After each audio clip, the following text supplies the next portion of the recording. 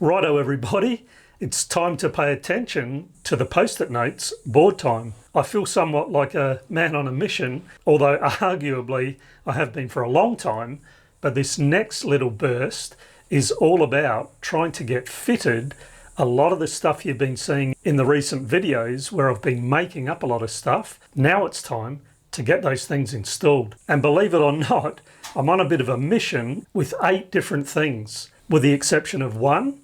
All of them are top of the list on the in progress side of things. And these things are getting the 4 panels in the V-berth fitted, getting these saloon dividers and backs fitted, getting those galley cabinet doors hung in the heads, fitting the cabinet top and other bearers to finish that, fitting and fiberglassing the toilet pedestal, which also includes just finishing off that end of the sole there. I'll be able to make a good start on getting the engine box assembled. There's those lovely trim pieces for the lazarette bulkhead, and then the gas locker. I do need to do a few little things in there to get that finished. So let's see for this video how I go. Wish me luck.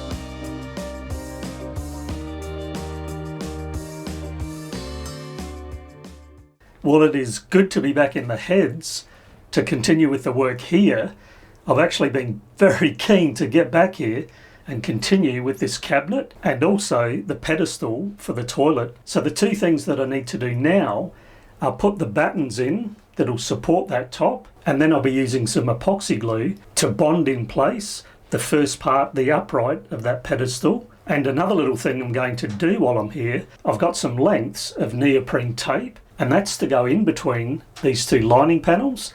There's a very slight gap here which you can see, and so what I'm going to do to seal that is just push this neoprene foam in. It's actually the same as I did in the galley, and that way it keeps everything sealed. So I'll do that first, and then onto fixing these battens in place so that that top can come in.